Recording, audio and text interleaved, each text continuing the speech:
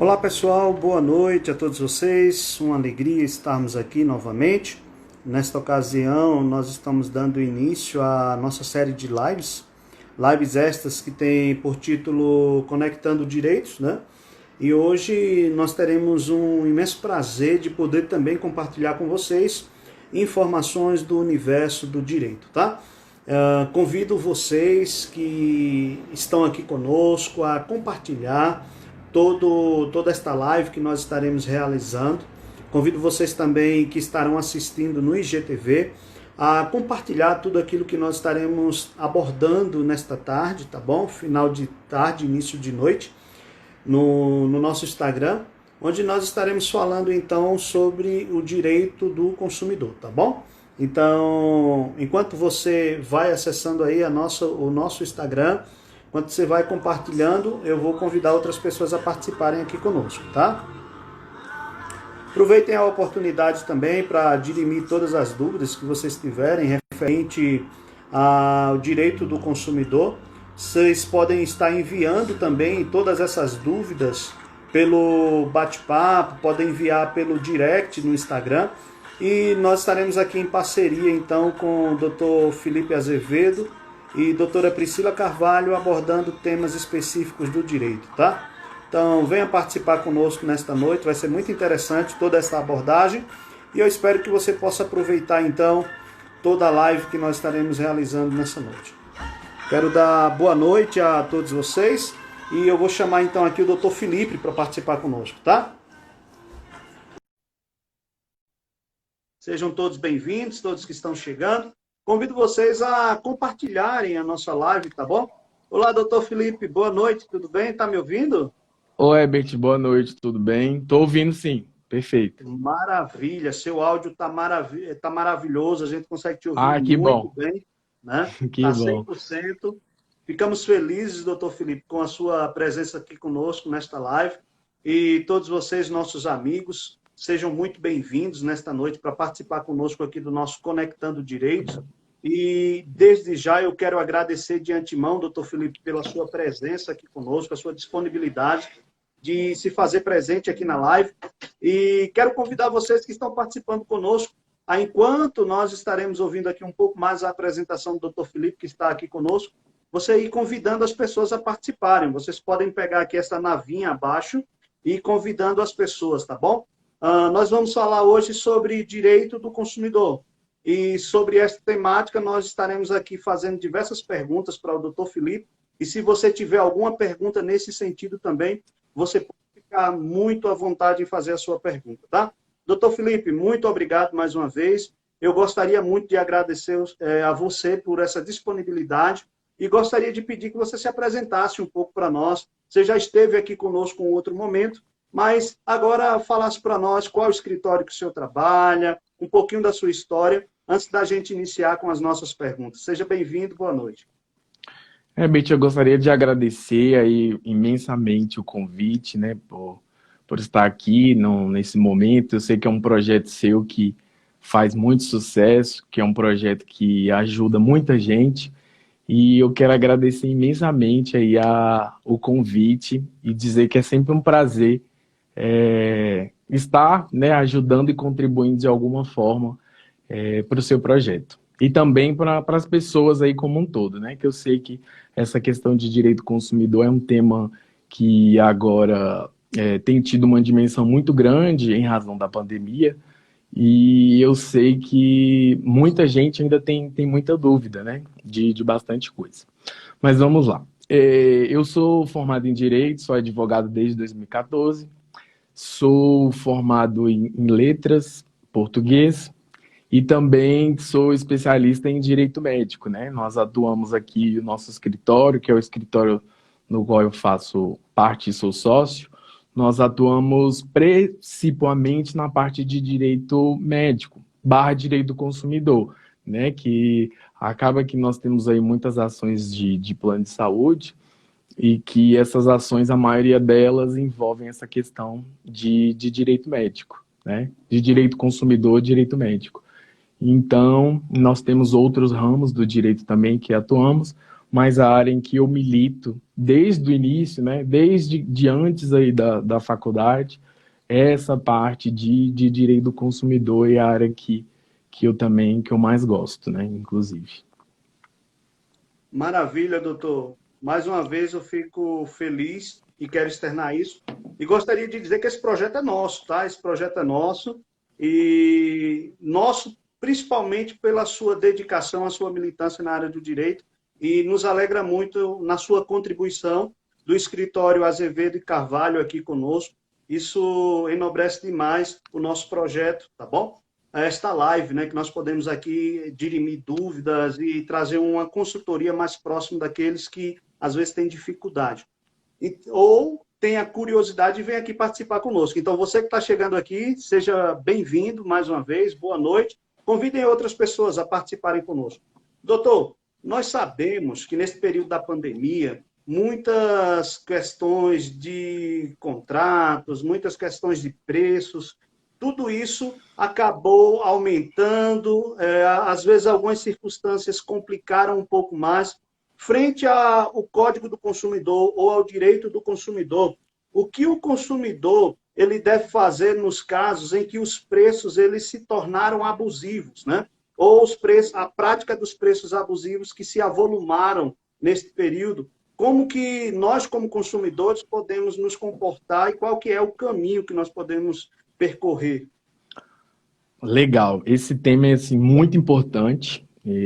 Acho bacana você tocar nesse tema, porque a gente tem visto aí uma abusividade muito grande do comércio, né, dos empresários, principalmente nesse momento de pandemia, e numa questão de abusividade dos preços, né? Às vezes a gente vê ali que tem um produto que custa, né, R$ 2, vamos exemplificar aí o que a gente tem consumido bastante em razão da pandemia. Álcool em gel, né, e álcool líquido, né? A gente sabe que, não sei, às vezes 1 litro de álcool ali, normalmente ele vai custar o quê? R$ 5, né? R$ 6. E aí a gente já encontra, já encontramos e já vi notícia de lugares que estavam vendendo o álcool a R$ 20, R$ 30. Então, nesses casos, a gente vê que, de fato, ocorre uma abusividade, né?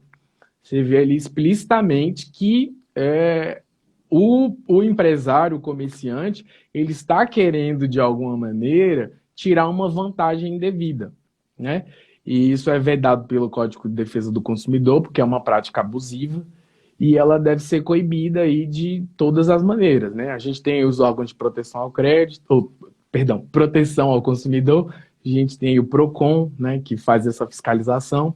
O PROCON tem intensificado a fiscalização nesse momento de pandemia, né? No site ali, os consumidores que desejarem, tem o consumidor, procon.df, né? procon.df.gov, e ali a gente tem essa questão aí você pode fazer a denúncia. O Procon está recebendo denúncias por e-mail também, né?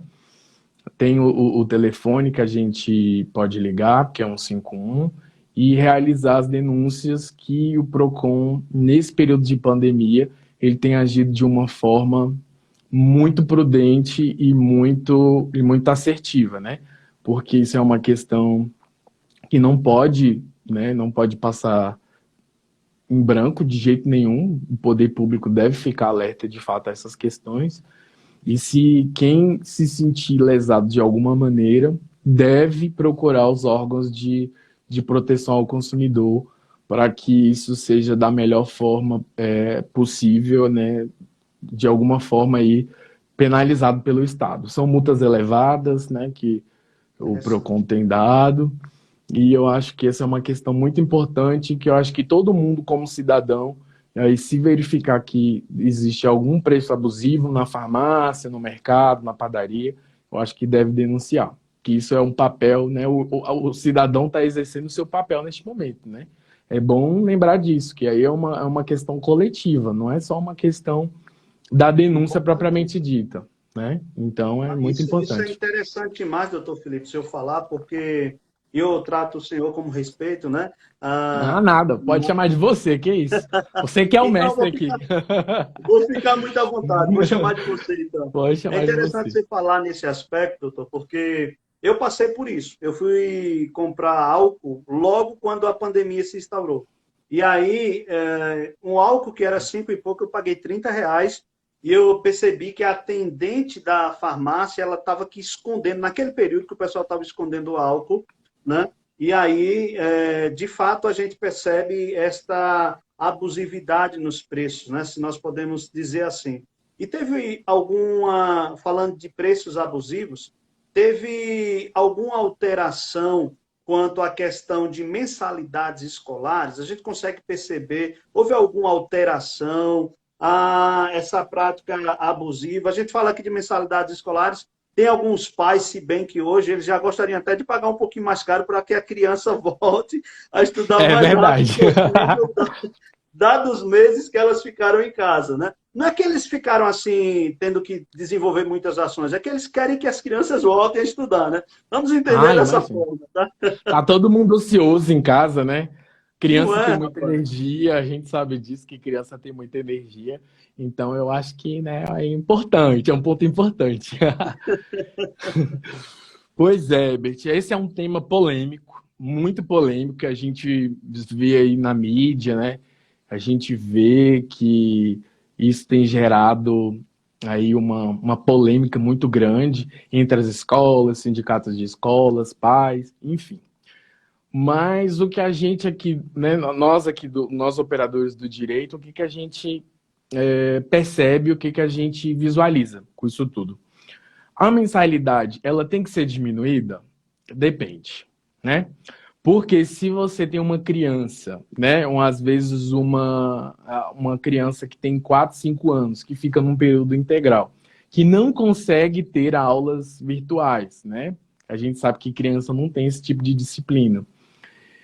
A gente sabe que também isso aí é meio difícil, porque a gente sabe que tem problemas técnicos, intercorrências. Tudo isso tem que ser levado em consideração no momento de você ali, de fato, verificar toda essa questão.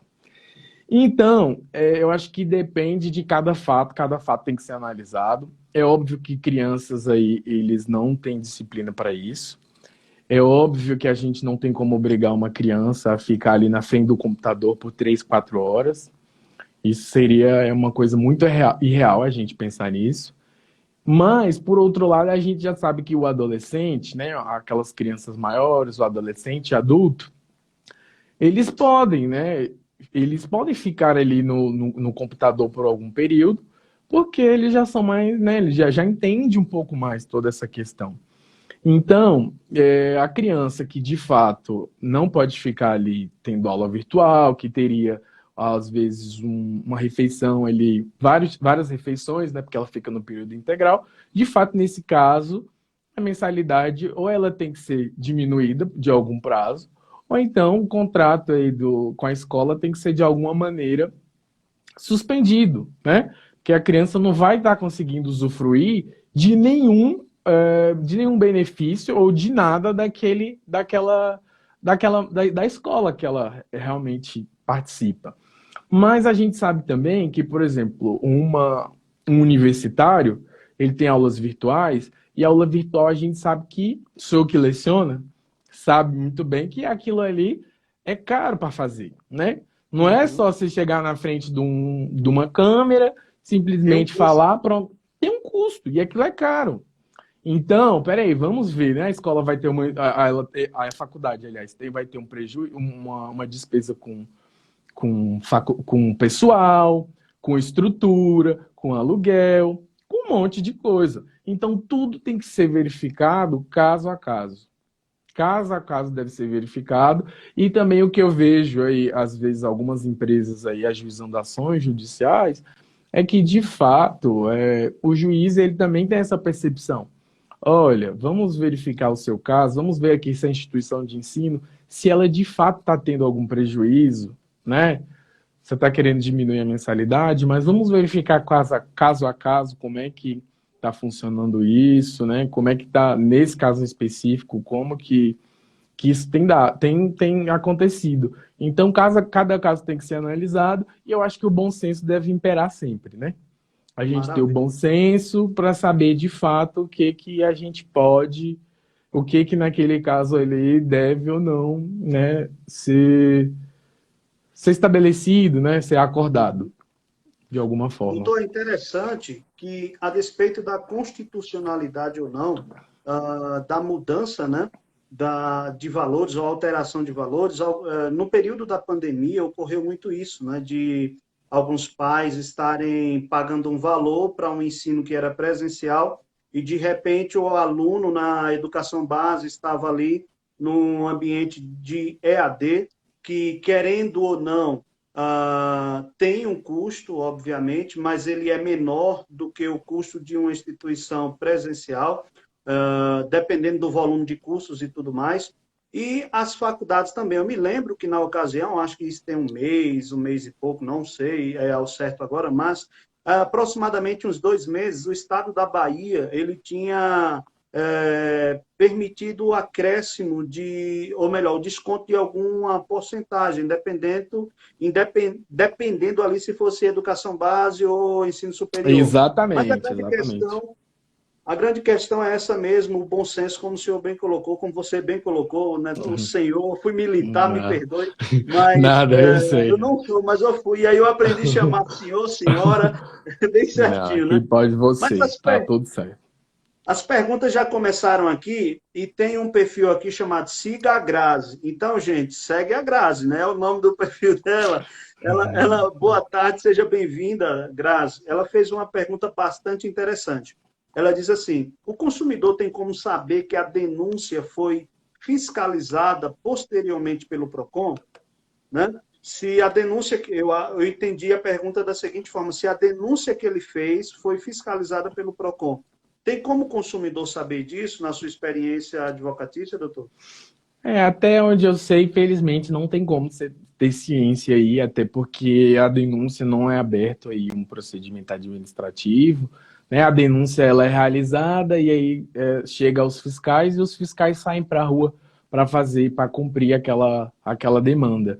E não é aberto um procedimento administrativo. Então, eu creio que deva haver aí um controle, né? Um controle ali do órgão, mas eu penso que não é possível saber se houve ou não a fiscalização de determinada denúncia. Ok.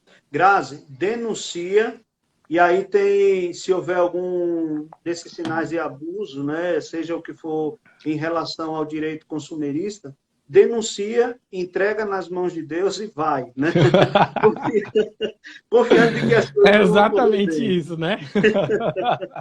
A Regiana, a nossa amiga Regiana, ela é diretora, trabalha com educação e ela está nos dando o prazer de estar aqui conosco também. Ela está fazendo uma Seja pergunta. bem-vinda. Ela disse, doutor, eu fiz uma reserva pelo Booking, né? Eu acho que é booking.com, né?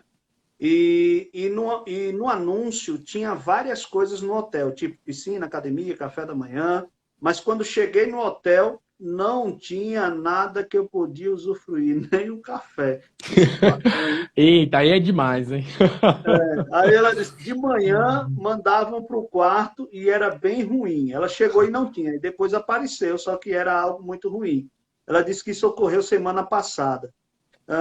Como que o senhor poderia dar uma breve orientação para ela aqui para proceder diante disso que ela viu uma propaganda enganosa aí, né? Praticamente, né? Eu já passei por isso, né? O ideal é que a gente, no momento da contratação, principalmente que a maioria das vezes acontece num ambiente virtual, né? Você vê fotos, você vai por avaliações, né? Então, o que eu oriento é que nesse tipo de contratação, que a gente sempre veja ali a avaliação, né? Vamos ver ali a avaliação sempre tem ali um nível de avaliação de 0 a 10. Vamos ver ali quanto que de fato aquele estabelecimento tem, aquele hotel, aquela pousada, qual que é o nível de satisfação dos clientes, né? A gente tem que ver também ali, né, fotos, aquelas fotos muito bonitas, né? Às vezes aquelas fotos que a gente desconfia, é bom a gente ficar ali com um pouco com o pé atrás, né? A gente fica com um pouco com o pé atrás ali, porque a gente sabe que algumas coisas não são reais. E a gente sabe que foto maquia muita coisa, né? Maqueia muita coisa. Então, Doutor, eu sei bem o que é isso. Tem algumas fotos, desculpa atrapalhar, eu sei bem o que é isso. Tem algumas fotos minhas que não fica muito legal, eu coloco um filtro aqui, outro ali, e vai melhorando. eu também, ó, isso aí a gente tem que fazer. Usar os recursos tecnológicos aí a nosso favor. Mas aí o Justamente. que eu oriento aí, se ela se sentir lesada, né, ela procura aí ou o PROCON ou o juizado especial, lembrando que o PROCON é um órgão administrativo, o PROCON nem sempre aí consegue resolver todas as demandas, e o PROCON não tem poder de decisão ali, de determinar que alguns, né, fazer o que o juiz faz, né? Condeno fulano de tal, a ressarcir Beltrano. O PROCON não tem esse poder. O PROCON pode aplicar multas, né? Pode recomendar algumas outras coisas, mas o PROCON não vai ter o mesmo poder que o juiz tem. Eu sou contra, desculpa, essa questão de litígios, né, reiterados por ações que a gente sabe que consegue resolver de alguma maneira ali de forma administrativa. Então eu acho que a gente tem que tentar resolver esses conflitos menores de uma forma que a gente não sobrecarregue o judiciário, né? A gente sabe que o judiciário tem aí uma questão de consciência também. Então, se ela de fato aí se sentir lesada, ela pode procurar o PROCON ou o judiciário, né? Que aí, então, a gente tem o juizado especial civil, que é chamado popularmente como juizado de pequenas causas, e que até 20 salários mínimos não é necessário a contratação de advogados. O consumidor pode entrar sozinho, sem ajuda, orientação do advogado. Essa sua fala é fantástica, doutor. Essa sua fala, e eu gosto muito quando você fala da questão de nem tudo você ficar pleiteando a justiça, se você pode, né? Se você pode, é bom que você perceba isso, ter um pouquinho mais de paciência para tentar resolver. Porque tem pessoas que pensam assim, caiu uma caneta no chão, veio alguma coisa muito simples, que com a paciência dá para resolver, a pessoa quer logo transformar aquilo num processo. Embora haja uma celeridade processual ou uma busca pela celeridade processual, que é a rapidez para que o processo avance, nós sabemos que tem um tempo, um lapso temporal ali, e que às vezes não é tão satisfatório se na conversa, na paciência, você pode resolver. Com isso, nós não estamos aqui querendo mitigar o seu direito, né? Diminuir o seu direito de buscar... Não, de forma alguma. Né? Apenas dando soluções mais práticas que você pode ver o seu problema resolvido muitas vezes com uma boa conversa, né? Isso, acho que a gente... Pode falar. Só para finalizar, eu acho que a gente tem soluções alternativas aí, soluções alternativas de solução de conflito aí, né? A gente sabe que, né, às vezes a gente fica chateado, né? Já quer procurar o judiciário porque a gente já está num sentimento ali de muita insatisfação, né? Então, às vezes, não, eu vou ao fórum, né? Que a pessoa fala, não, vou ao fórum e quero resolver isso aqui logo de vez. Mas a gente sabe que o processo, além de tudo isso que você falou, é muito custoso, né? Ele tem um custo muito elevado para o Estado e também, às vezes, para o jurisdicionado, né? Para a pessoa que está ali buscando a tutela do Estado. Então, acho que a gente sempre tem que ter essa consciência de que nem tudo a gente deve ou pode levar para o judiciário, né? A gente tem que fazer aí, de fato, uma análise, porque a gente sabe também que existem casos que não tem como a gente outra alternativa senão procurar o judiciário, né? Muito bom. E eu quero dizer para você que chegou aqui, dar boa noite para você que acessou a nossa live posteriormente. Sejam todos bem-vindos. Nós estamos intercalando perguntas, eu tenho algumas perguntas que eu separei, e eu estou usando aqui algumas perguntas que vocês estão fazendo, então fiquem super à vontade para fazer a sua pergunta.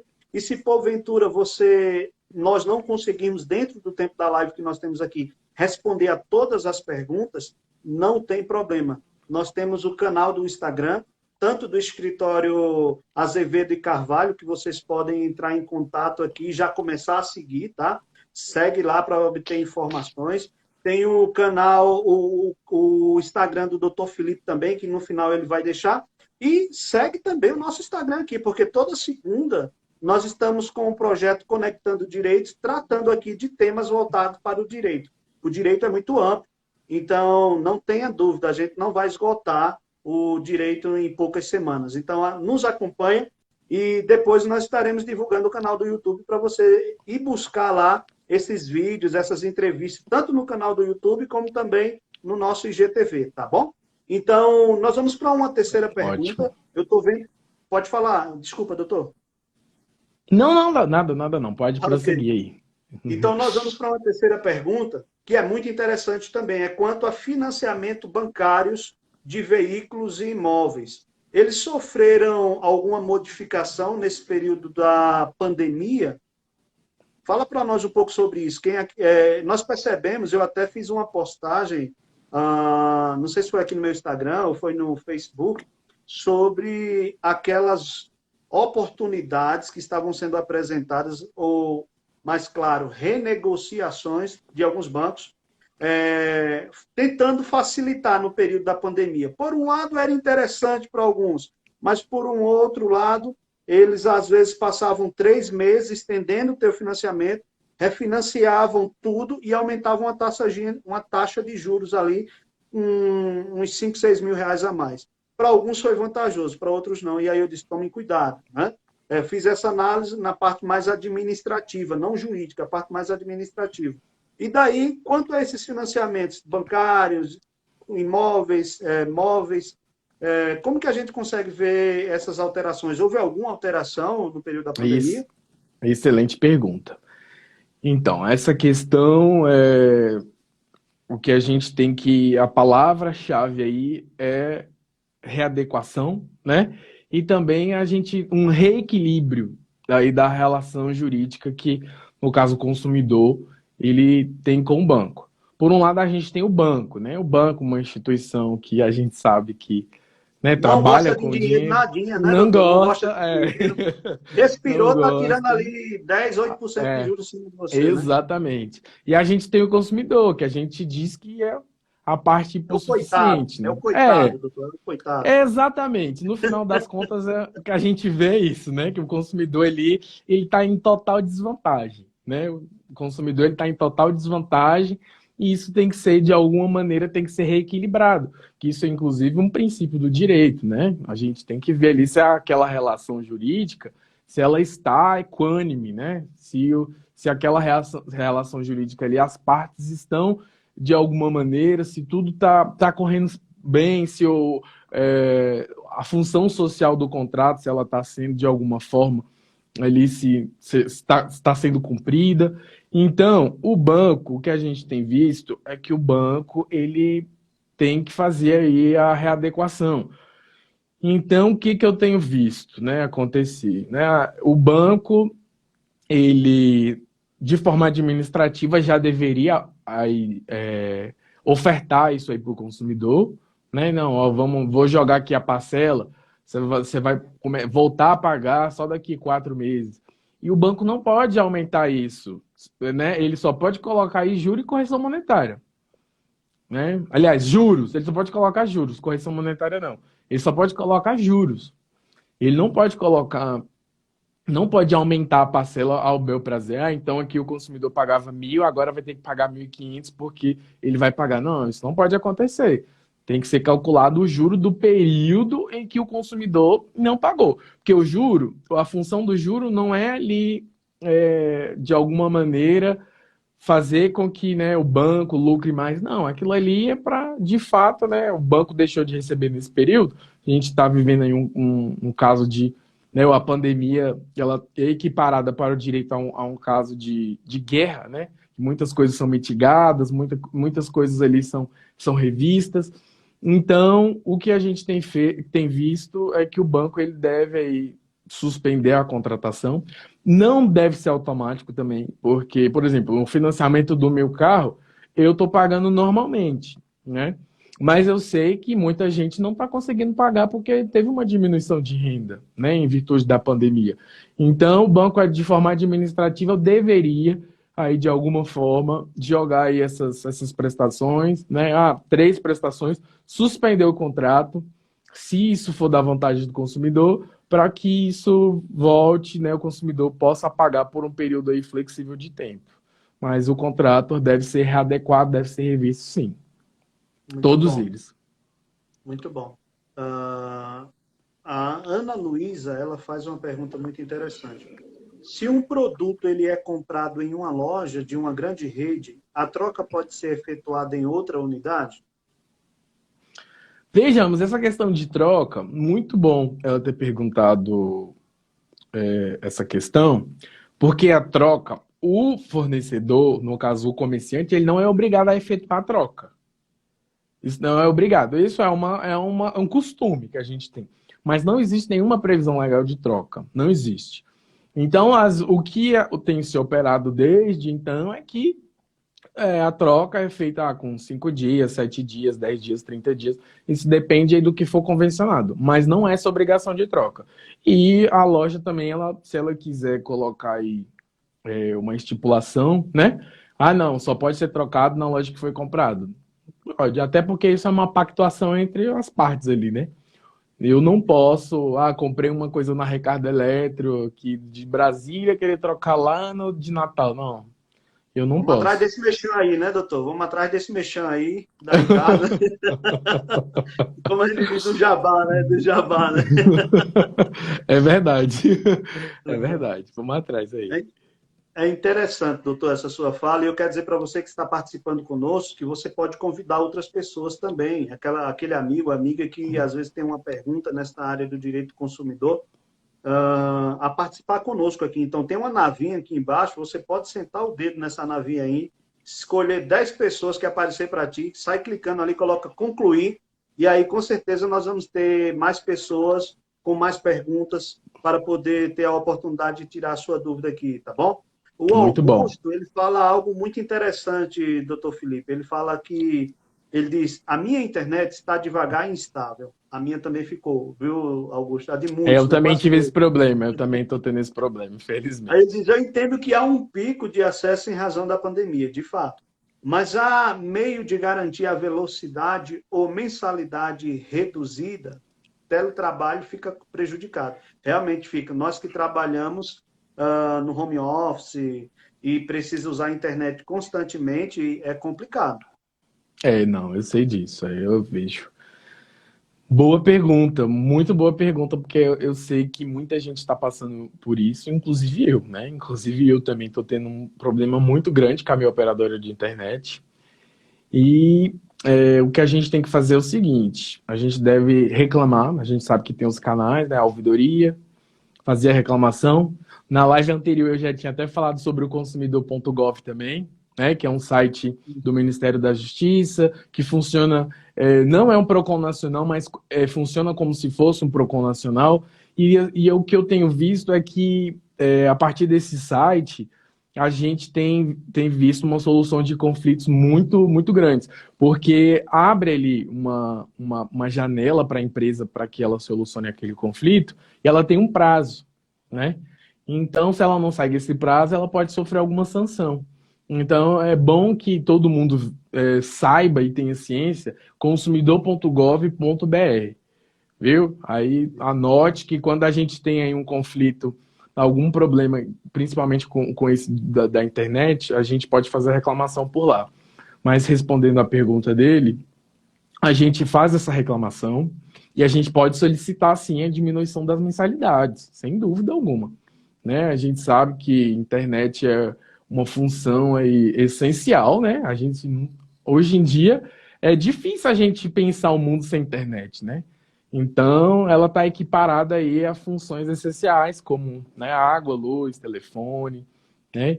Então, a gente faz a reclamação e solicita isso para a empresa.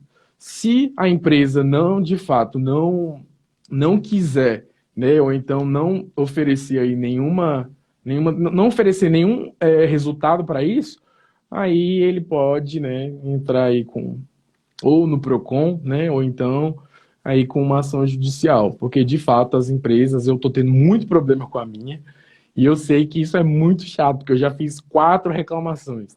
Tem dia que a minha Nossa. internet eu não A minha, consigo fazer quanto nada. que a minha caiu aqui, você não tem noção, né? às vezes dá vontade de a gente seguir outro É, caminho, trocar, né? A concorrência é bom por isso, né? exatamente. O que a gente tem visto é que alguns lugares estão contratando duas internets, às vezes, de duas operadoras distintas ali, né? Que se uma falhar, É um não é desafio, possível que viu? a outra também esteja. É um desafio. Mas é o que eu oriento, a minha orientação como advogado é, de fato, fazer essas reclamações e deixar tudo documentado, né? Que numa eventual, né, reclamação, numa eventual judicialização desse pleito aí, desse pedido, que ele tenha como comprovar que, de fato, apesar de não ser requisito para entrar, né, mas que ele tenha, de fato, como comprovar que aquilo ali já vem dando problemas de formas reiteradas, né? Muito bom. Doutor, eu vou fazer uma pergunta que eu separei aqui. É sobre os cancelamentos de viagens, né? Nós percebemos que as empresas aéreas ou as companhias aéreas, né? Elas, muitas vezes, eu estou tratando das aéreas, mas pode ser aplicado para outras, né? Rodoviárias e tudo mais.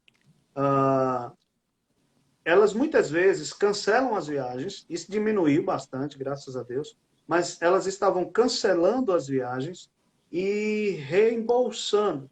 A questão é que muitas delas, espertamente, eu diria assim, ou uma tentativa, né, de ajustar, essa é a minha medida de valor que eu estou fazendo quanto a essa postura, foi permitido que elas fizessem um reembolso dividido, né? Às vezes você, para pagar, tem que pagar em 2, 3, 4 vezes, e ela, para fazer o reembolso, poderia fazer em até 12 vezes, né? A grande questão é, quanto a esses cancelamentos, elas estão reembolsando, e se nesse reembolso cabe multa, como é que é? Pois é outra questão também que pandemia, isso veio de alguma forma, isso chegou aí às portas, inclusive aí, né, houve uma lei que foi sancionada, a lei do coronavírus, né, que é chamada, e que a lei estabelece que as companhias aéreas têm esse prazo de até 12 meses para fazer o reembolso aos consumidores, ou oferecer um voucher aí, né, para que o consumidor compre aí outro bilhete aéreo no momento que ele achar mais pertinente, achar mais adequado para aquilo. O fato que eu acho que a gente tem que refletir bastante eu acho que uma das empresas que vem tendo o maior prejuízo e reflexo são as empresas aéreas, né? Elas estão tendo um prejuízo gigantesco, acho que muitas vão quebrar, né? Em razão da pandemia, porque só, assim, o que todo mundo que ninguém está viajando mais, a gente está tendo aí limitação do direito de ir e vir, né, em alguns estados, não podemos, nós brasileiros, alguns países ainda existem muitas restrições para que a gente vá. Então, a reflexão que eu faço é que a gente também tem que pensar nisso, né? Que a companhia aérea ali, ela está sendo afetada de uma forma muito grande. Eu sei que são empresas gigantescas, uma maioria delas com é, conhecida internacionalmente, mas eu sei também que elas estão sendo muito afetadas por isso. Existem aí, né, o governo federal tem dado muito incentivo para que essas empresas consigam aí realmente honrar com seus compromissos, mas o consumidor também a gente tem que pensar no lado dele, que ele não pode ficar de alguma forma é, aí prejudicado com isso. Então, essa lei, ela determinou que as companhias aéreas, elas têm esse direito, né, essa possibilidade de devolver em até 12 meses e de forma parcelada também. Isso é uma alteração, porque a gente sabe que o reembolso lá pelo Código de Defesa do Consumidor deve ser feito imediatamente, né? Então, se aconteceu aí algum problema com a companhia aérea, enfim, se você comprou, né, por algum meio virtual, a companhia não quer mais, isso deveria acontecer de forma imediata. Mas a gente sabe que a gente vive num período de mitigação de direitos, né? Direitos e deveres. Então, a gente tem que ter bom senso para, de fato, saber que isso pode acontecer e que as companhias aéreas elas estão com um desfalque financeiro aí muito, muito grande, né? Infelizmente. Entendi. Muito bom. O Davis, ele faz uma pergunta interessante aqui, né? É um problema que todo mundo enfrenta. E são aquelas ligações maravilhosas que nós recebemos direto, né? Ele dizia as operadoras que ligam o dia todo, oferecendo pacote de serviço várias vezes ao dia. Eu tenho números aqui que eu já decorei. Às vezes eu não sei o número decorado da minha mãe, mas o da operadora que liga Eu para mim sei. todo dia. Olha, se tem aquele ditado, né? Se você estiver se sentindo triste, atrase uma conta, porque o pessoal vai te ligar, né? Você vai ter uma companhia diária ali, né? É Mas o verdade, é pessoal, além de verdade. ligar para cobrar, liga para oferecer bastante, né? É Aí, verdade. como proceder diante disso, doutor? Hoje em dia existe um site, né? Agora eu não vou me lembrar desse site especificamente, qual o nome desse site, mas eu sei que existe um site que as pessoas podem ir lá, entrar nesse site e colocar o número dela para que as empresas, aí, as telefonias, bancos, né, enfim, para que ela não seja perturbada de alguma forma, né? Então, alguns casos mais graves, a gente vê que isso precisa ser judicializado, porque eu já tive um caso, inclusive, que o cliente recebia 30 ligações por dia, né? Então, a gente sabe que isso foge do razoável, isso foge do que, de fato, né, seria somente ele uma propaganda. Você perturbar a tranquilidade do consumidor de alguma forma, isso não pode, isso deve ser combatido, sim, assim, por uma ação judicial e também esse site, eu posso até deixar aí depois, né, no link do nosso escritório, esse site, porque é um site que criado pelo governo para que as pessoas, os consumidores aí que se sentirem de alguma forma, né, a pessoa não quer mais, aí ele coloca o telefone dele lá e isso, essas ligações cessam, né? Muito Muito bom. interessante. Vale a pena porque aí você faz isso só uma vez, o trabalho é só uma vez, então dá para fazer isso e É, ficar livre desse incômodo, né? e é tão Agora, toma rápido, né? Você vai cuidado lá. também, porque, desculpa, porque hoje você recebe muito, né? Tanto no e-mail, ligação, olha, eu vou te dizer uma coisa. O pessoal fica sabendo teu número de uma forma que é impressionante. Há uma conexão entre É, as empresas que o teu número fica a gente sabe rodando que para lá e para cá, né? existem Ah, vendas, né? O que eu sei é que existem vendas de cadastros, né? isso, Então, às vezes, isso mesmo.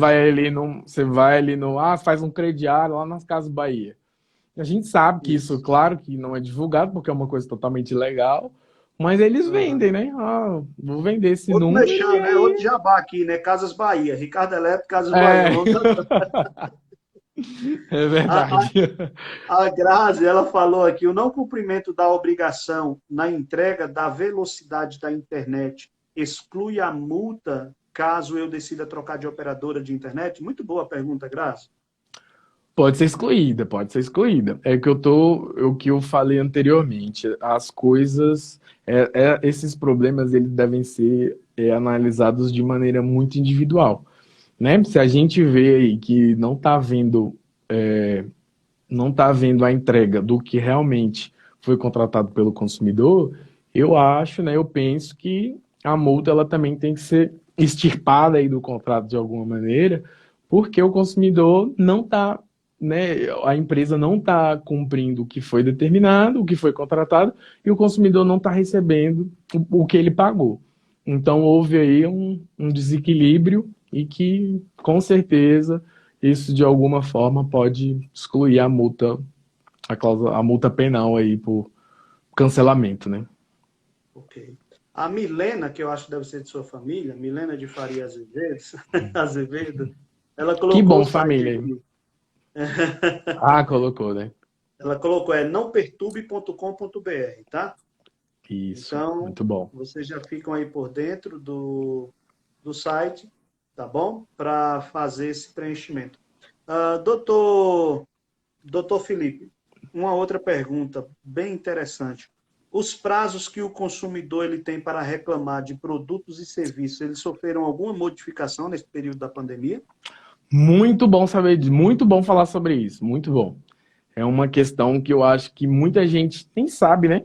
ou então sabe e fica em dúvida, né? Eu, inclusive, estou passando por isso e, né, depois que eu estudei a lei da pandemia, né, que foi uma lei editada prevendo outras medidas também em razão do coronavírus, e a lei, ela suspendeu todos esses prazos que a gente tem aí do Código de Defesa do Consumidor, então uma prescrição de um outro processo.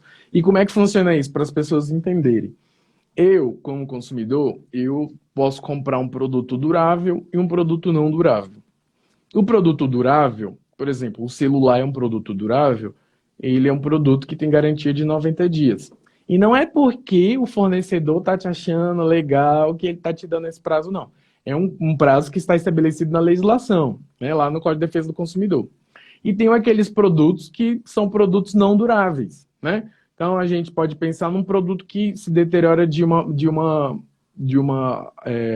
velocidade maior, que ele, por exemplo, você compra uma pasta de dente, né? A pasta de dente é um produto não durável, uma escova de dente é um produto não durável, né? Então eu tenho 90 dias para reclamar, né? Se eu estiver me sentindo prejudicado, se tiver algum produto, né, o que a gente chama de vício, se tiver algum vício nesse produto, se for um produto durável, eu tenho 90 dias para dizer, olha, judiciário, eu não quero esse produto porque esse produto apresentou algum defeito. E o produto durável, que é aquele produto que, né, como eu falei, aí uma pasta de dente, uma escova de dente, enfim. Eu tenho 30 dias para dizer se aquele produto apresentou algum defeito ou não. E aí, essa lei da pandemia, o que ela fez? Ela disse, olha, você tem aí, você consumidor, está suspenso, viu? Está suspenso esses prazos em razão da pandemia, né? Nós estamos vivendo aí um período de muita, né? De muitas coisas que a gente não entende, né? A gente fica ali sem saber o que fazer, mas o que essa lei veio trazer é justamente essa questão, a suspensão dos prazos para que as pessoas, para que os consumidores, eles possam reclamar aquele produto em juízo, né? Então, se a pessoa comprou naquele prazo estabelecido, que foi ele de junho até o final de outubro, então os prazos estão suspensos e após isso aí a pessoa, o consumidor, ele pode, de alguma forma, requerer o que ele entender de direito, né? Muito bom. Doutor, já teve gente aqui até que elogiou o senhor, dizendo, você, né?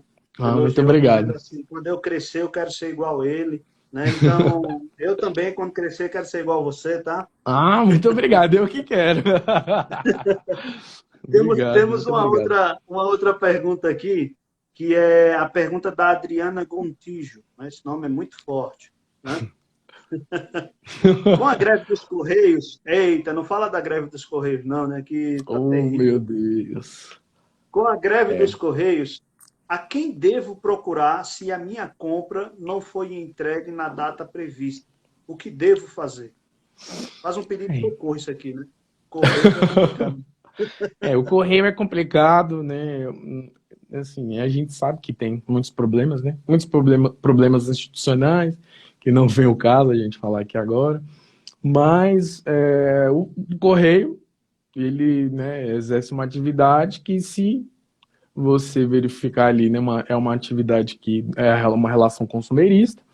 E aí, se de fato, né, a gente sabe que a greve, o consumidor ele não pode ser afetado por isso, que é uma questão ali interna, né, mas a gente sabe que isso, de alguma forma, nos prejudica de alguma forma, nos prejudica de alguma maneira. Então, ela pode ali entrar em contato com a ouvidoria dos Correios, e naqueles casos mais graves, né, que a gente sabe que às vezes a pessoa compra, são coisas assim importantes, né?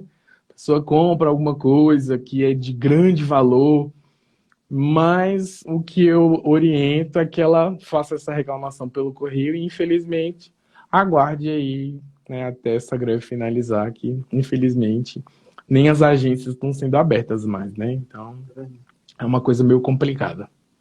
Doutor, eu vou para uma pergunta que é muito recorrente agora nesse período da pandemia. É a questão da utilização da UTI, né? A unidade de terapia intensiva. neste caso, o plano de saúde ele é obrigado a cobrir, mesmo se o meu plano ele tiver no prazo da carência? E os hospitais, eles podem usar a desculpa da superlotação? Como é que fica essa questão? Muita gente está com receio disso, principalmente nessa pandemia, todo mundo fica. O que a gente sabe é que, inclusive as pessoas que possuem mais condições financeiras, elas também não estão a salvo, né? Porque a gente sabe que está havendo uma superlotação em todos os hospitais, nas redes públicas e privadas. Então, o que acontece? O plano de saúde, quando eu faço um contrato com o plano de saúde, seja qual for a modalidade, o plano de saúde não pode estabelecer uma carência maior do que 24 horas. Então, se eu faço hoje, daqui 24 horas eu já posso utilizar, se for um procedimento urgente e o de urgência e emergência. A UTI, ela está enquadrada nisso, né? A gente sabe que a UTI é um procedimento urgente e urgentíssimo, né? A pessoa não pode esperar. Então, de fato, se a pessoa estiver ali no prazo de carência, que eu já vi muitos casos, inclusive eu atuo em muitos casos desse mesmo assunto, né? Da carência no período a utilização de UTI no período de carência, isso aí o plano de saúde deve cobrir, com certeza, porque tá fora da... O plano de saúde tá cometendo aí uma prática abusiva. E a superlotação, é muito importante a gente falar sobre isso também. Por quê? O plano de saúde, ele é obrigado a custear, né? A gente entra com a ação judicial, o plano de saúde é obrigado a custear. Só que a gente sabe que está tendo uma superlotação nos hospitais. Então, o que o judiciário tem entendido? Plano de saúde, não importa onde você vai custear isso aí. Não importa se você vai pegar um helicóptero, não importa se você vai utilizar um transporte aí de ambulância para um estado limítrofe, município limítrofe ali, né? Então, o plano de saúde ele é obrigado aí a empregar meios para que o consumidor não seja prejudicado nessa situação, né? Então, eu já vi alguns casos do juiz, inclusive, determinar aí a utilização de helicóptero, né? Olha, então, utiliza o helicóptero porque, nesse caso aí, a gente aqui não tem estrutura para isso. Principalmente a gente vive aqui no Distrito Federal, mas a realidade é muito diferente dos outros estados, né? Então, tem estado que não tem, município que não tem uma condição, ele não tem estrutura clínica, né? Uma estrutura hospitalar, não tem nenhuma estrutura para receber o paciente. Então, a gente sabe que isso é totalmente possível e a saída jurídica mais adequada seria essa, de fato, de alocar o paciente num lugar mais próximo, mesmo que ele seja fora do estado de origem, né? Muito bom, muito bom. Gente, que maravilha, que oportunidade belíssima nós podermos tirar as dúvidas aqui com o doutor Felipe. E eu quero convidar todos vocês que estão aqui conosco na live, que ainda não seguem nosso Instagram, segue o nosso Instagram, acompanha toda segunda uma live diferente sobre uma temática do direito, tá? Segue também o Instagram do Escritório Azevedo e Carvalho, tá? Vocês estão vendo aqui o quanto tem sido rico a participação do doutor Felipe, semana passada da doutora Priscila Carvalho, sempre elucidando para nós aqui, tornando mais claro as dinâmicas do direito, numa palavra e de uma maneira muito compreensiva. Então, eu convido vocês a estarem seguindo, acompanhando o trabalho profissional que eles desenvolvem. É sempre uma alegria poder contar com pessoas desta qualificação profissional e deste coração voluntariado, né? Vocês estão ouvindo aí a sirene, né? Que com certeza não sei se estão ouvindo, mas vá com Deus. Eu estou ouvindo, para onde estiver indo, né? Vixe, Maria. Doutor Felipe, eu quero fazer uma última pergunta e pedir ao senhor, a você, né, para que responda em 2 minutos para nós e depois você dá suas considerações finais aqui na nossa live. Já agradeço de antemão pela sua presença aqui, foi riquíssimo demais essa tarde. Muito bom contar com sua disponibilidade. Mas a Regiana faz uma pergunta que pode ser a curiosidade, a dúvida de muita gente aqui, tá? E já que estamos falando do consumidor, eu sei que envolve aí a questão da lei do inquilinato, né, que ela vai falar da questão do condomínio, mas ela está dizendo aqui, doutor, e o condomínio? Se existia uma negociação e devido à pandemia houve uma paralisação no pagamento desta negociação, e agora eles não querem renegociar, o que é que se pode fazer nesse caso, né? Então, o doutor responde em 2 minutos e depois pode dar suas considerações finais, doutor. Entendi. Essa questão de renegociação de dívida, assim, um ponto, assim, eu vejo como calcanhar de Aquiles de muitas relações aí, principalmente são, né, relações envolvidas na pandemia. Mas o que eu posso falar para ela é que as relações podem ser revistas, mesmo que elas, né, tenham sido realizadas antes da pandemia, e que se ela se sentir aí prejudicada de alguma forma, né, ela tem aí o judiciário para, né, provavelmente para solucionar esse conflito, se de fato a outra parte não desejar fazer essa questão. Mas o que eu oriento é que, de fato, converse aí com o pessoal do condomínio para que isso seja feito da melhor forma possível, né, de uma forma administrativa, sem grandes prejuízos. E aí eu quero agradecer, né? Quero Doutor, agradecer imensamente. doutor, antes do senhor Oi, fazer doutor. suas considerações, eu só gostaria de falar para o pessoal que fez algumas perguntas aqui, a Adriana, a Ana Luísa, que infelizmente, dado o tempo, nós não conseguiremos responder. Vocês podem fazer essa pergunta diretamente para o doutor, tá? No escritório, no Instagram do escritório Azevedo e Carvalho, e eu tenho certeza que o doutor vai responder essas 2 perguntas para vocês, tá Com bom? o maior prazer, com o maior prazer. Pode ficar à vontade, Tá doutor. bom?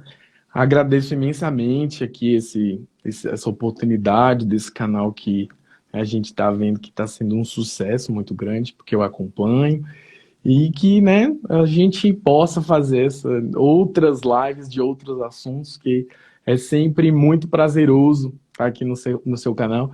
Eu te acho uma pessoa muito autoastral, muita gente boa, né? Eu acho que você conduz aí, apesar né, do sacerdócio aí, eu acho que você conduz com uma maestria muito grande. E aí eu quero deixar muito feliz, dizer que eu estou muito feliz. Muito obrigado, eu que agradeço, doutor. É o brilhantismo do conhecimento que vocês têm e a dedicação que torna essa live muito interessante. Agradeço demais. Próxima segunda, temos outras lives. E o doutor Felipe e a doutora Priscila, do escritório Azevedo e Carvalho, eles estão aqui conosco, são parceiros nossos aqui no Instagram. Então, vamos avançando. Temos outras lives que realizamos anteriormente. Essa é a 4ª do Conectando Direitos, tá bom? E vocês podem encontrar pela hashtag também, Conectando Direitos. Vocês vão encontrar lá essas lives presentes, tá? Deus abençoe Beleza. vocês. Muito Uma ótima obrigado. semana para Agradeço todos aí nós. a presença de todos. Nós agradecemos a presença de todos vocês. Boa noite. Vamos que vamos Tchau, com fé em tchau. Boa Deus vencer noite. essa pandemia. Tchau, Tchau, tchau. tchau.